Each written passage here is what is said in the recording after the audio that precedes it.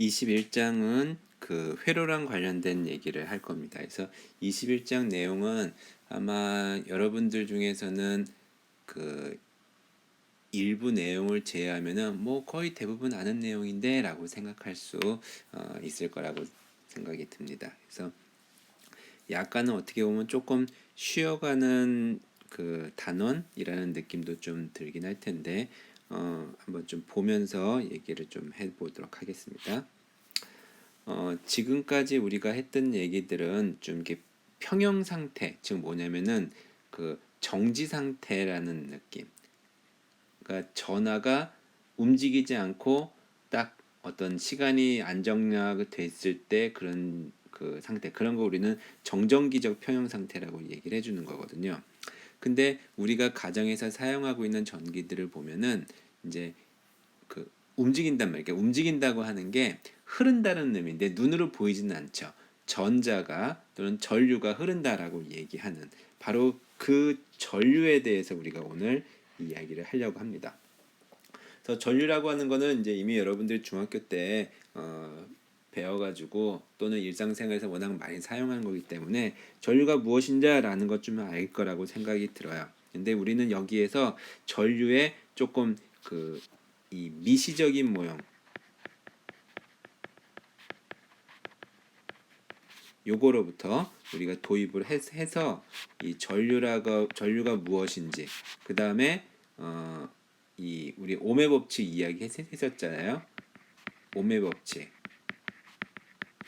요거를 좀 이야기를 하려고 합니다. 그래서 오매 법칙은 여러분들 아마 잘 아는 V는 IR이라고 하는 거 잘 알고 있을 텐데 요것이 이제 어떤 과정에서 나온 거냐. 우리가 중학교 때 교과서에서는 전압을 바꿔가면서 전류를 측정해서 둘 사이가 비례한다라는 것을 실험적으로 보였었는데 우리는 이거를 이론적인 과정을 통해서 어떻게 이렇게 나오는지를 우리가 살펴보는 그런 내용들을 좀 담을 겁니다. 그래서 미시적인 모형, 즉 전하가 움직이는 걸 통해서 전류를 도입하고 그걸로부터 오매 법칙을 유도하는 것까지가 이 21장의 첫 번째 부분입니다. 그래서 내용이 쉽다고 얘기했지만 그렇다고 중학교 때 배운 걸 똑같이 할 수는 없잖아요. 그래서 조금 그 내용들, 즉 뭐냐면 여러분들이 나중에 교사가 돼서 중학교 또는 고등학교를 가르치려고 할 때 그 내용이 어떤 과정을 통해서 나오는지를 교사는 알고 있어야죠. 학생들에게 설명을 할지 안 할지는 그 교육과정이나 학생들의 수준에 따라서 판단을 해야 되겠지만 학생들이 아는 만큼 교사가 알아서는 그거는 뭐 그러면 예를 들어서 중학교 교사하고 중학교 학생 중에서 공부 잘하는 애하고 뭐가 차이가 있겠어요. 그래서 여러분들이 그런 학습할 필요가 있다고 생각을 합니다. 자, 전류라고 하는 것은 우리가 뭐라고 얘기하냐면은 안에 전하가 얼만큼 많이 흐르냐라는 거를 우리가 전류로 그 정의를 합니다. 예전에 중학교 때는 어떻게 얘기했냐면은 1초 동안 흐르는 전하의 양 이걸 가지고 우리가 전류를 그 정의를 했어요. 그래서 이 전류의 단위로 사용해 주는 게 뭐냐면 암페어를 사용해 주잖아요. 그래서 그 이제 1암페어의 크기가 얼마냐라고 얘기를 해주면은 이제 우리가 교과서에 뭐 전자가 얼마큼 움직인다라고 하는 거에 대해서 이야기를 하고 있죠. 예를 들면 그 교과서에 나오는 거는 뭐라고 나오냐면은 1초 동안에 몇 개가 움직인다가 나와 있죠. 지금 다시 한번 좀 찾아볼까요? 그건 좀 이따가 좀 보도록 합시다.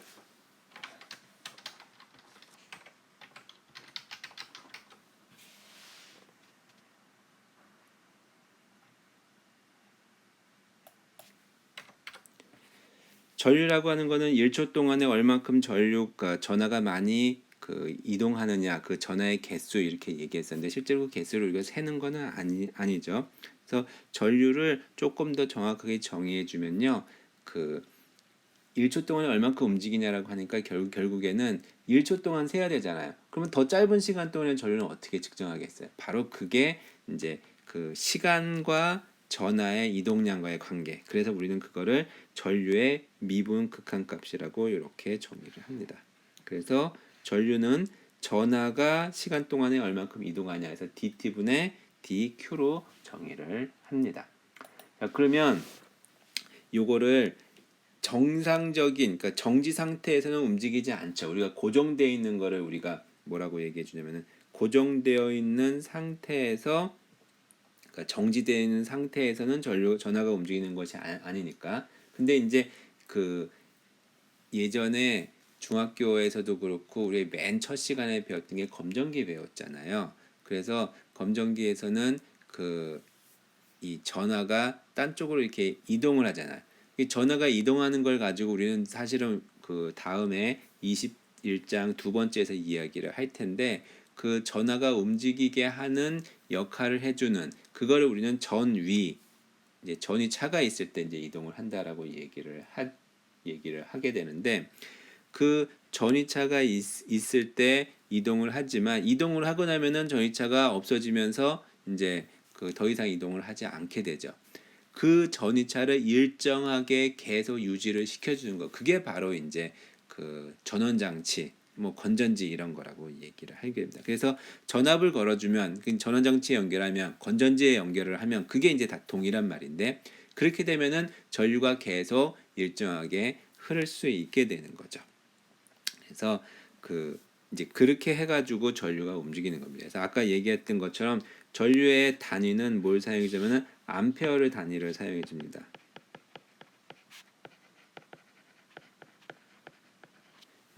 암페어 또는 앙페르라고 부르는데, 그 프랑스의 과학자고 이제 다음 시간 또는 그러니까 22장에서 앙페르 또는 암페어가 이제 등장을 하게 됩니다. 이 사실은 그 그러니까 앙페르라고 하는 사람이 했던 역할은 뭐냐면은 이제 앙페르 법칙이라는 게 나오는데, 우리 예전에 그 전기 배울 때 그 가우스 법칙 있었잖아요. 그 가우스 법칙하고 유사한, 자기장에서의 유사한 게 이제 앙페르 법칙이거든요. 근데 그 앙페르라는 사람이 자기장 쪽인데 왜 전기 쪽의 단위를 사용하고 있지라고 생각하는 사람이 있겠지만, 이제 이 암페어라는 값이, 그러니까 1암페어 기준이 뭐냐면요, 1초에 6.02 뚜뚜뚜뚜 곱하기 10의 마이너스가 아니라 10의 19승계의 전자가 이동을 할 때, 그때 1암페어라고 우리가 정의를 해주는 거거든요. 그래서 1암페어라고 하는 값을 어떻게 정의를 해주냐면은 나중에 얘기하겠지만, 도선이 전류가 흐르면요, 도선 두 개가 있어서 여기 전류가 흐르고 여기 전류가 흐르면 이 전류 흐르는 것 때문에 여기 흐르는 도선 때문에 이쪽 부분에 자기장이 생기게 돼요. 그럼 그 자기장 때문에 여기에 전류가 흐르면 힘을 받아가지고 얘가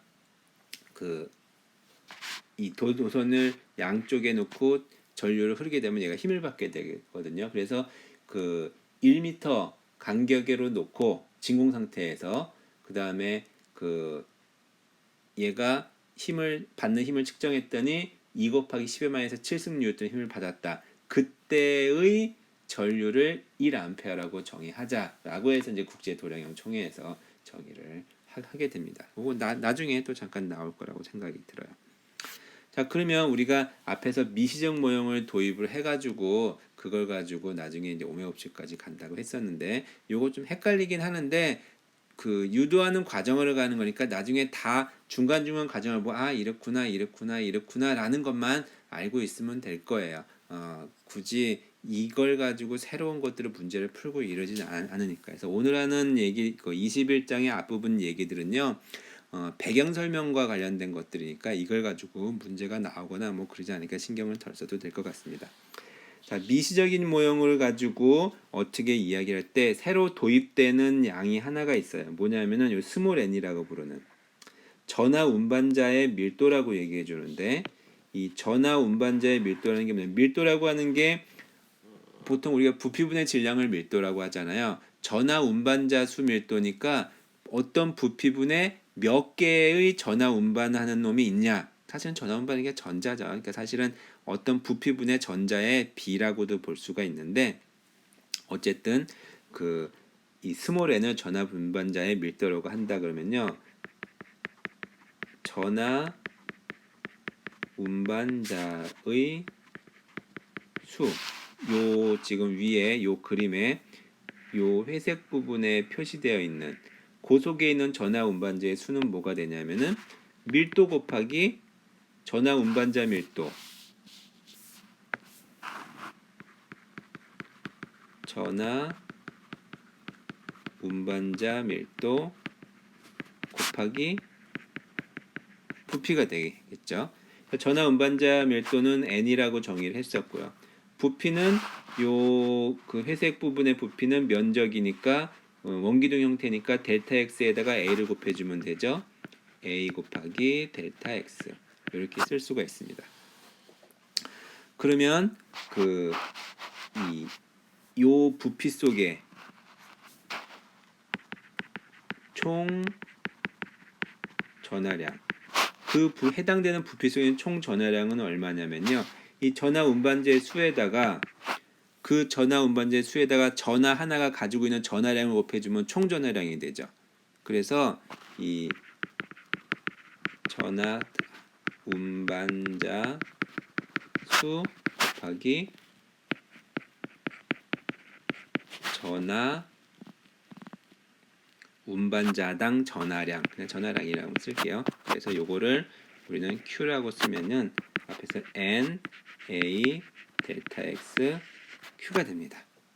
자, 그래서 전류라고 하는 거는 뭐라고 했었어요? 앞에서 DQ, DT라고 얘기를 했었죠. 요 Q라고 대문자로 쓰지 않고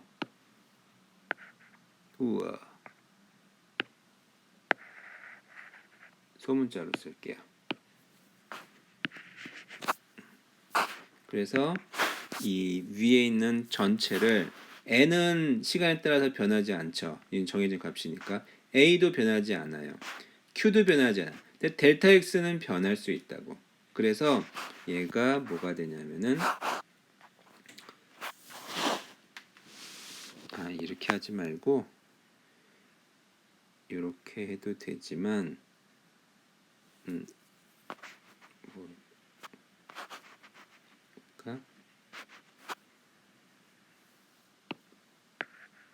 왼쪽에 써 있는 거하고 똑같은 포맷으로 가면 좋으니까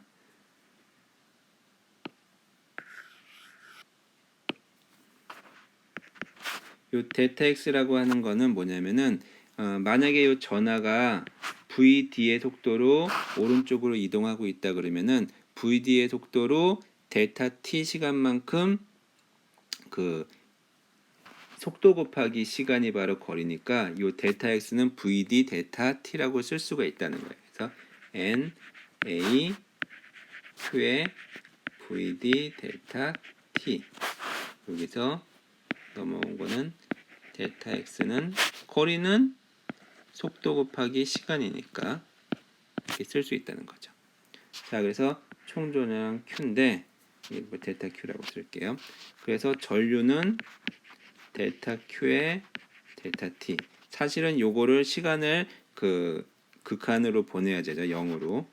그래서 는 델타 T분의 N, A, Q, VD, 델타 T. 델타 T, 델타 T 없어지니까 전류는 뭐가 되냐면은 N, Q, VD, A 됩니다. 자, 그래서 전류라고 하는 값은 뭐하고 비교해야 돼요? 우선 면적이 크면 전하가 많이 움직이니까 전류가 크겠죠. VD 전하가 빨리 움직이면은 또 많이 움직이겠지. 그다음에 Q 전하량이 크면은 움직이는 전하가 많아지겠죠. N 전하 운반자의 개수가 많으면 또 많이 흐르겠죠. 그러니까 당연히 이렇게 될 거라고 예측할 수 있을 것 같아요. 자, 그래서 우리는 이 값을 뒤에서도 쓸 거니까 그냥 기억을 하고 있읍시다. 뭐 기억까지 할 필요 없을 거예요. 뭐 그런가 보다 하고 보면 될 것 같습니다. 자, 여기에서 요거 하나만 생각하고 넘어갈게요. 이 VD라는 말, 왜 속도를 V라고 쓰지 않고 D라고 썼냐? 앞에서 전자가 제가 뭐라고 얘기했어요? 오른쪽으로 VD의 속도로 움직인다라고 이야기를 했었잖아요. 근데 실제로 이 자유전자들은요 이렇게 막 지그재그로 움직여요.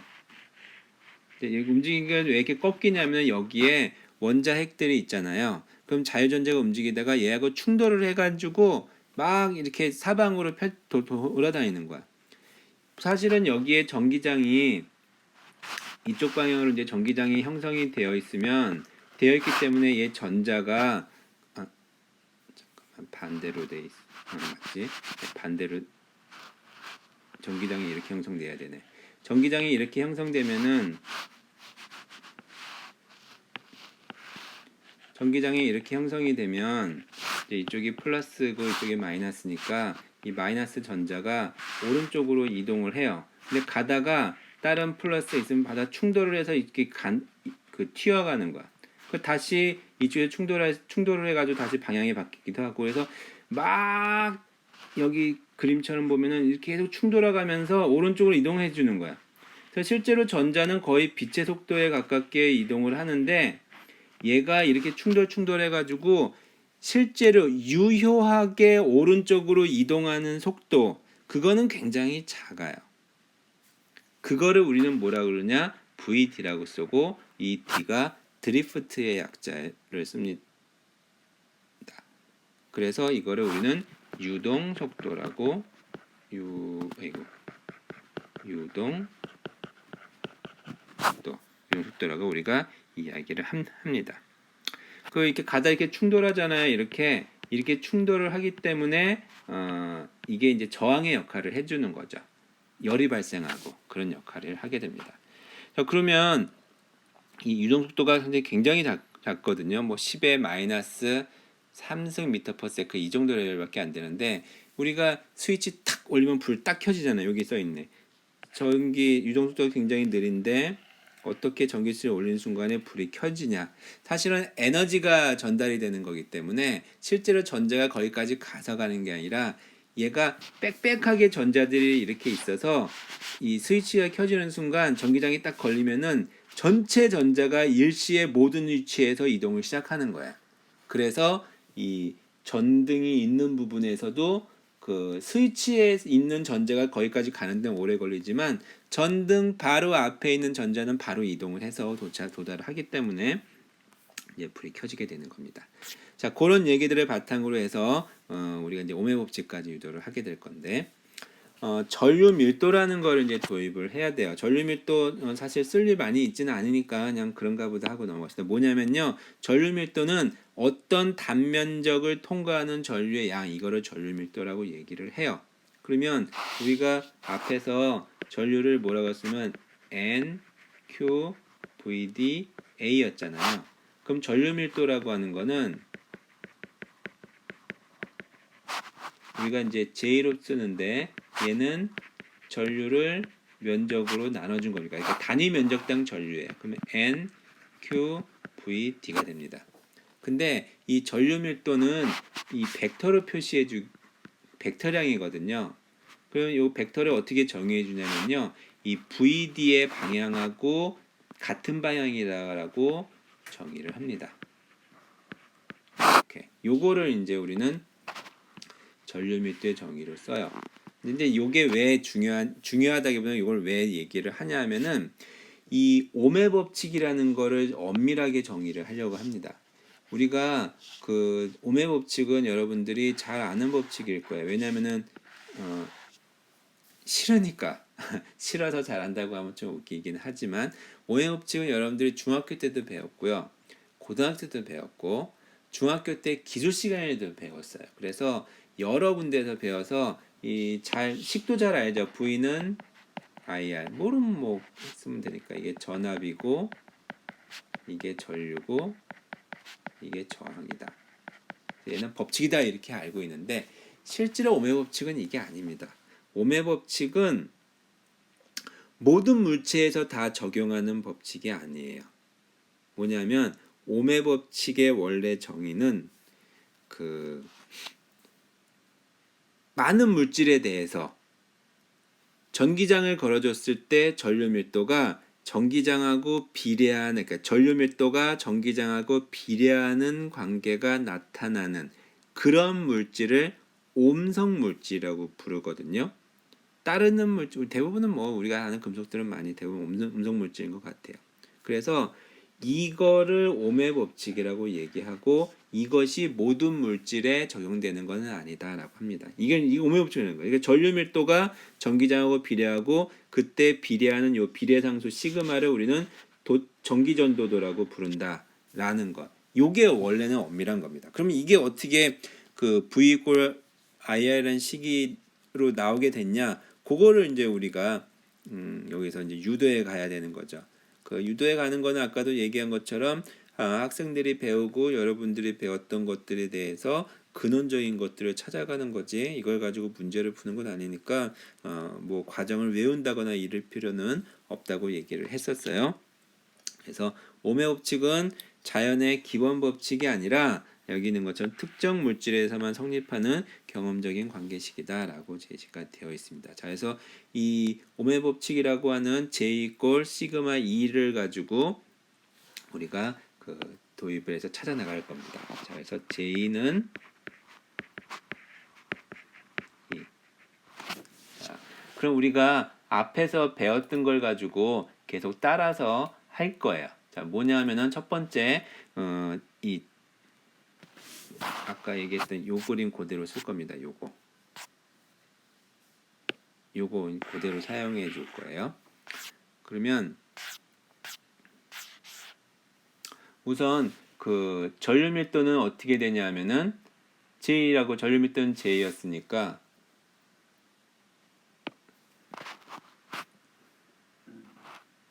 전류 밀도는 어디 갔어? 그 전기장을 구해보죠. 그 양쪽에 전이차를 준다고 했었잖아요. 그래서 이렇게 양단에 요 면적이 A고 그다음에 이쪽에 그 전이를 V A, 전이를 V B 이런 식으로 해주면 이 양쪽에 전이차를 그냥 델타 V라고 합시다. 그 다음에 요거의 길이를 L이라고 하고요. 그때 이제 여기에 전기장이 이렇게 걸려 있는 상태라고 합시다. 그러면은 우리가 그 전기장하고 그 다음에 전압하고 V는 이 델타 V는 원래 이렇게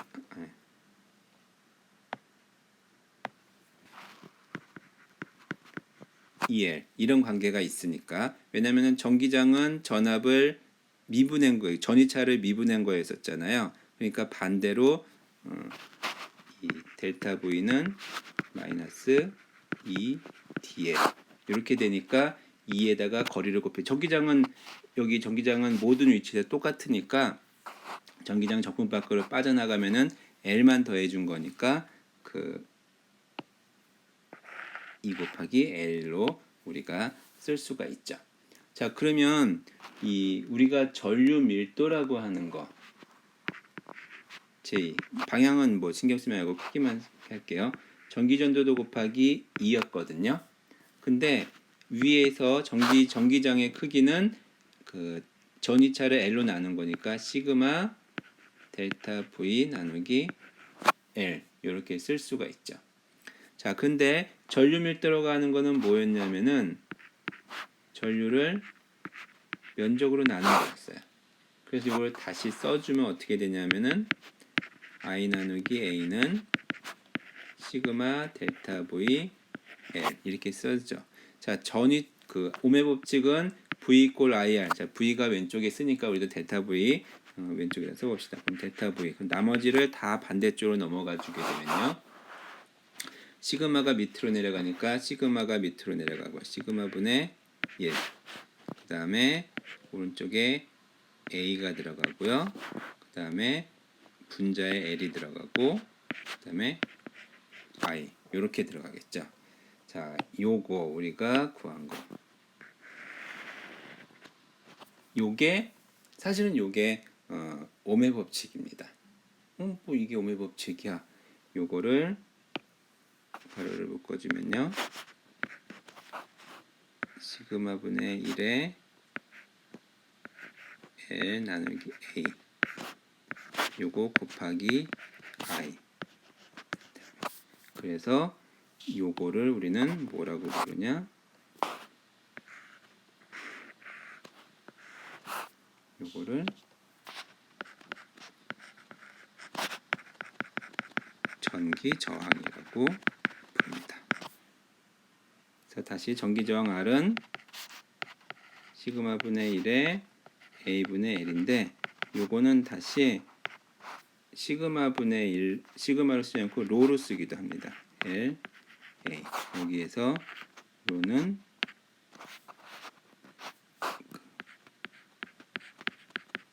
비저항이라고 해요. 이 시그마가 전기 전도도라고 쓰고요.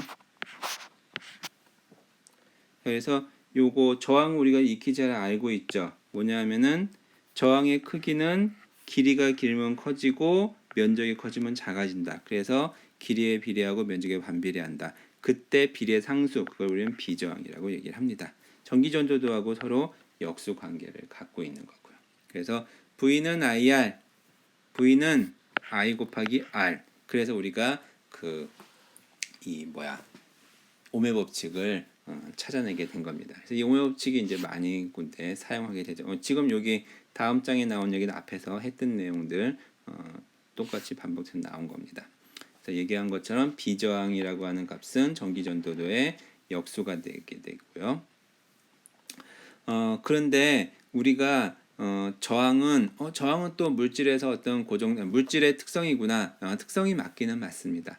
그런데 좀 착각을 할 수 있으니까 잘 모르고 사용하는 경우들이 조금 있어요. 대표적인 게 중학교 때 교사들이 많이 저지르는 실수 중에 하나가 뭐였냐면요. 이런 실험이 있어요. 아까 얘기했던 것처럼 그 전압과 전류의 관계 그걸 이제 우리 오메 법칙이라고 얘기를 하잖아요. 그래서 중학교 때 나오는 실험이 뭐냐면은 오메 법칙 실험이 어떻게 됐냐면은 오메 법칙 실험을 오메 법칙에 하지 않고 전압과 전류의 관계. 그래서 건전지 하나 넣고요. 그다음에 여기에 저항 연결해서 중간에 전류 측정하고 전압을 측정해서 값을 표시합니다. 그 다음에 여기에다가 전지를 추가 연결을 해요. 그랬을 때 이쪽에 전압을 바꿨을 때 전류가 어떻게 되는지를 이제 합니다. 그래서 처음에 0이 되고 그다음에 하나, 둘, 셋 그래가지고 이걸 이제 선을 그어서 비례하는구나. 그래서 그 전압과 전류 관계를 하는 실험을 하거든요. 물론 이제 요즘에는 이 실험을 이렇게 건전지를 하지 않고 요거 대신 이 전원 장치를 사용해 주기도 하는데 이 실험 보면요 참 단순해요. 우선 재미가 없어. 여기에 있는 여기 전압계 전류계 반을 움직이는 것만 빼면요 너무 정적이야. 그래서 이렇게 실험을 하기도 해요. 요거를 우와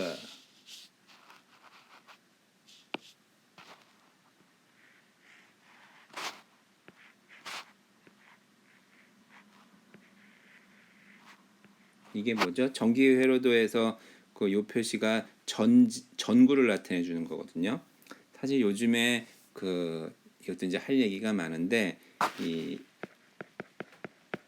전구는 이제 백열등을 말하는 건데 백열전구를 말하는 건데 여러분들 집 예전에는 백열전구가 많았거든요. 지금 그 마트 가도 보면요 백열전구 없어요. 안 팔아요.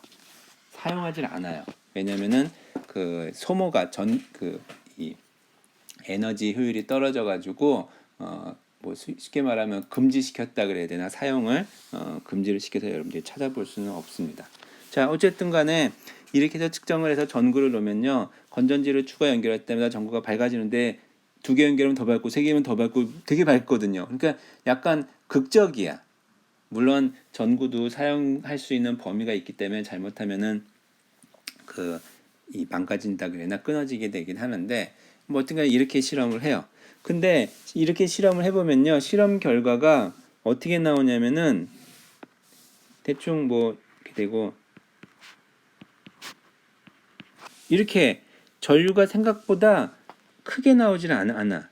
그럼 이제 뭐 여러분들은 하다가 뭐 오차의 요인이 있네 뭐 어쩌고 그러면서 대충 이렇게 유사하게 선을 그려가지고 뭐 이 데이터는 네가 실험을 잘못했어 뭐 이렇게 얘기하고 막 그러기도 하거든요. 또는 뭐 이 이런데 접촉하는 부분에서 또는 건전지를 추가 연결한 부분에서 이 접촉한 부분에 저항이 있다 뭐 이런 식으로 대충 꾸민다기보다도 그런 얘기를 통해서 그냥 넘어가게 됩니다. 그런데 얘가 그 전류가 많이 흐르면요 우선 그 백열전구 아까 얘기했던 것처럼 백열전구 에너지 효율이 낮은 게 이유가 뭐냐면은 얘는 열을 내 가지고 빛을 만드는 거거든요. 그러니까 기본적으로 열이 많이 발생을 해요. 열이 발생을 하게 되면은 온도가 올라가는 거죠. 온도가 올라가면은 물질 내부를 한번 생각해 보세요. 저항이라고 하는 게 아까 말한 것처럼 이 안에 있는 도선 속에 있는 또는 어쨌든 저항체 속에 들어 있는 원자들이 온도가 올라가면은 얘가 부들부들 떨어 움직인단 말이야. 운동을 한단 말이야. 그러면 전하들이 지나가는 게 더 쉽겠어요? 더 어렵겠죠. 골키퍼가 가만히 있을 때 골 넣는 게 쉬워요. 그러니까 수비수들이 가만히 있는데 통과하는 게 쉬워요. 아니면 막 움직이는 게 통과하는 게 쉬워요. 당연히 정지해 있는 게 쉽겠죠. 움직이면 그만큼 어렵단 말이야. 즉 움직여지게 되면은 움직인다는 거를 물리적인 걸로 표현해 주면은 온도가 올라가는 상황이죠. 온도가 올라가게 되면은 전하의 움직임을 막아주는 즉 저항이 커지는 거란 말이에요. 그래서 이 온도가 올라가면은 그 저항이 커진다. 근데 앞에서 저항이라고 하는 요 식을 보면은 길이에 비례하고 면적에 반비례한다고만 있으니까 길이가 온도가 변하면 온도가 변하면 길이가 늘어나긴 늘어나죠. 근데 지금 그 상황 얘기하는 거 아니에요. 열팽창 얘기하는 게 아니고 면적 뭐 온도가 늘어나는데 면적이 바뀌겠어요? 뭐냐? 바로 요 비저항 값이 바뀌게 됩니다.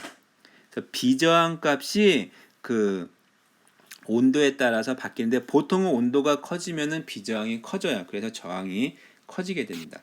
자 여기 보면은 이 비저항 값을 나타내주는 그런 표들이 있는데 비저항이 가장 작은 게 뭐예요? 은이죠. 그래서 은이 저항이 가장 작은 금속입니다. 그 다음에 구리, 그 다음에 금. 근데 우리는 도선 뭘로 써요? 구리를 쓰죠. 왜? 은이 더 좋은데 왜 구리 쓸까요? 그렇죠. 은이 비싸서 그렇죠. 은이 쓰면 더 좋긴 한데 또 그거 말고도 뭐 다른 이유가 있을 거야. 아마 강도라든지 또는 뭐 여러 가지 특성들이 있는데 일단은 저항만 가지고 봐도 이 구리 정도면 그래도 꽤 훌륭한 저항이 작은, 즉 비저항 값이 작은 거죠.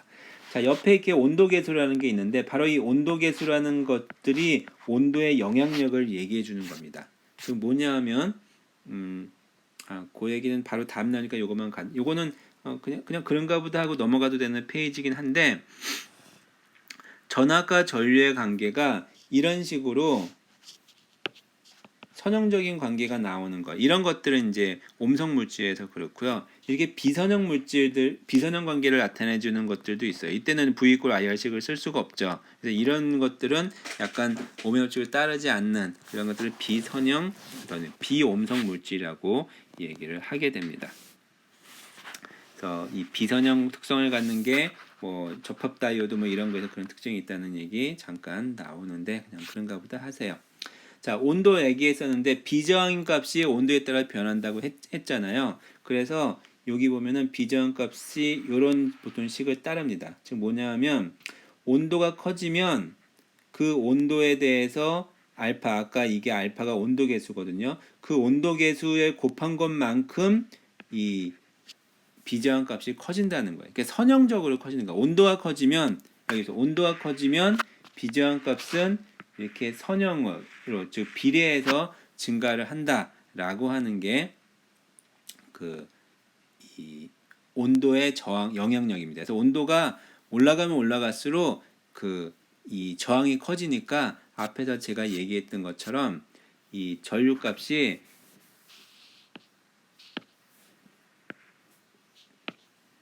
즉 계속 증가하는 것이 증가하다가 증가세가 감소하는 이런 경우가 나타내지는 거예요. 그래서 이 전압과 전력 관계에 여기에 이런 그 전구를 사용하면 안 된다는 거죠. 이거는 온도에 대한 특성 때문에 그런 경우가 나타납니다.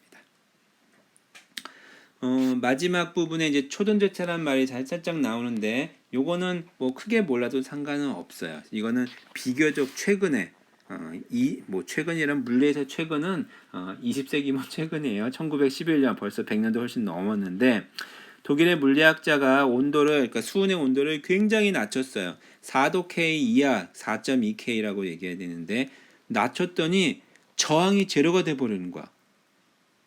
저항이 제로면은 열이 발생하지 않는 거예요. 에너지 소모가 없는 거죠. 그래서 굉장히 획기적인 발견인데 이거를 우리는 초전도체라고 이야기를 합니다. 그래서 이 저항을 0으로 만들어줄 수 있어서 이거랑 왜 그런지는 되게 또 좀 어려운 얘기니까 우리가 여기서 할 얘기는 아닌 것 같고요. 그래서 특정한 온도 이하가 되면은 우리가 저항이 0이 되어버립니다. 그 특정한 온도를 뭐라 부르냐? 우리는 임계 온도라고 부르는데 뭐 새로운 자연 상태에 있는 물질들에 대해서는요. 여기 보면은 자연 상태의 물질들에 대해서는 굉장히 낮은 온도에서 아까 수온 4.2도 이하 그러니까 4.15도가 임계 온도라고 되어 있는데 이런 온도들은 사실은 우리가 관심을 가질 수도 없는 온도죠. 극저온이니까. 근데 그 새로운 물질들을 만들면서 이 초전도체가 그러니까 저항이 0이 되는 초전도체가 그 계속 만들어지고 있습니다. 그래서 그 지금 잠시만요. 지금 나오는 초전도체가 어느 정도 되는지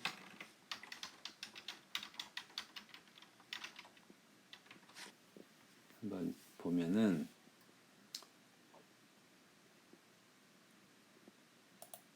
위키피디아를 보는 게 좀 나을 것 같은데 제가 찾아보고 있으니까 보면요.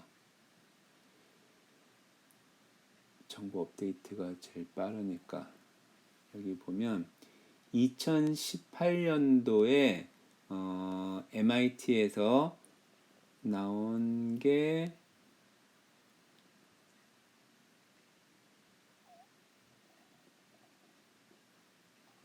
온도가 안 나오네.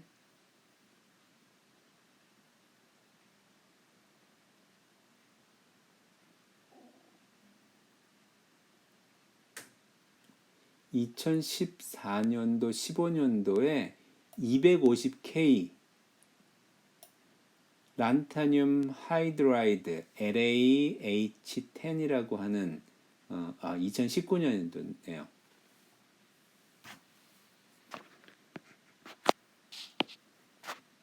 LaH10이라고 하는 물질이 250K 이 정도 온도까지 올라왔다고 하네요. 근데 물론 이제 이때는 그 기압 자체가 좀 틀려져요. 170 기가파스칼이라고 했으니까 이거는 뭐 정상 상태는 아니라서 뭐 아주 특수한 상황에서만 존재하는 건데 점점 어쨌든 상온에서 이런 초전도 현상을 그 관찰할 수 있는 그런 물질들을 찾아나가고 있는데 그거는 뭐 기술이 발전된다고 꼭 되는 거는 아니라서 뭐라고 얘기할 수는 없을 것 같아요. 자, 초전도의 특성은 아까 얘기했던 것처럼 저항이 제로니까 일단은 에너지 손실이 없이 우리가 전기구를 사용할 수 있다라고 하는 장점이 하나가 있고요. 또 한 가지는 뭐냐면요. 초전도 자석이 있어요. 그러니까 초전도 자석은 일단은 굉장히 강한 자석이라고 생각해 주면 될 것 같은데 그러니까 에너지를 뭐 저장한 데 쓸 수도 있고요. 그래서 이 초전도체 얘기하면은 그 겉으로 보이는 현상의 대표적인 게 바로 이 초전도체 위에 자석을 띄워놓은 이런 그 영상을 많이 봤을 거예요. 그래서 이런 영상들 보면은 요게 이제 초전도체인데 이 초전도체가 아까 말한 것처럼 상온 상태에선 동작하지 않잖아요. 그래서 요 보통은 요거를 이제 액체 헬륨 속에다가 초전도체를 놓고 또는 액체 헬륨 속에 넣어서 온도를 낮춘 초전도체를 꺼내 가지고 이제 순간적인 그 시간 동안만 초연조 현상이 나타나게 뭐 이런 식으로 하게도 됩니다. 그래서 초연조 자석 뭐 이렇게 그 활용성이 있다고 얘기를 해주긴 하는데 뭐 그거에 대해서 우리가 배울 건 아니니까. 어쨌든 초연도체라고 하는 것이 학생들한테는 왠지 좀 신기하게 다가올 수 있잖아요. 그래서 이런 것들을 도입을 해서 그러니까 새로운 물질이니까 도입을 해서 그거를 위해서 앞에 있는 기본적인 전기 회로의 관계들을 우리가 이해하게 되는 뭐 그런 식으로 접근은 할 수도 있을 것 같습니다. 자, 그 다음에 전력이라고 하는 거는 우리가 1학기 때 배웠던 그 일률과 똑같은 거예요. 일률이 뭐였어요? 같은 시간 동안에 일을 할 수 있는 능력이잖아요. 그래서 결국에는 어떤 시간 동안 얼마큼 일을 하냐라고 하는 건 거꾸로 얘기하면요. 어떤 시간 동안 얼마만큼의 에너지가 드냐, 에너지가 소비가 되냐는 게 똑같은 말이에요. 그래서 전력이라고 하는 건 전기적 인류라고 한 그 얘기를 하게 되는데, 그러니까 단위 시간 동안 사용하는 에너지죠. 그래서 dt분의 du가 되는 거고, 그다음에 요 에너지는 이제 q 데타 v였으니까 dt분의 이제 dq 데타 v인데 여기서 데타 v는 일정한 값이니까 밖으로 빠져나가면 dt분의 dq. 요게 이제 전류 i잖아요. 그래서 우리가 이 일률이라고 하는 보통 일률을 파워니까 인류를 전압 곱하기 전류 여기 써 있네요. 전압 곱하기 전류로 우리가 사용을 하게 됩니다. 근데 V는 IR이니까 얘는 또 I 제곱 R로 쓸 수도 있고요. 또는 R분의 V 델타 V의 제곱으로 쓸 수도 있죠. 뭐 이건 어떻게 쓰냐 상관없습니다. 그래서 저항에서 소모되는 전력 저항에서 소비되는 전력 반대로 말하면 저항이 하는 일의 양이라고도 볼 수 있는 거예요. 그러니까 단위 시간 동안 하는 일의 양 그런 개념으로 볼 수 있습니다. 뭐 이런 식으로 얘기까지 해서 21장의 첫 번째 부분들은 일단 마치고 영상 끊고 다음 화면에서 21장 두 번째 거 이야기를 이어가도록 하겠습니다.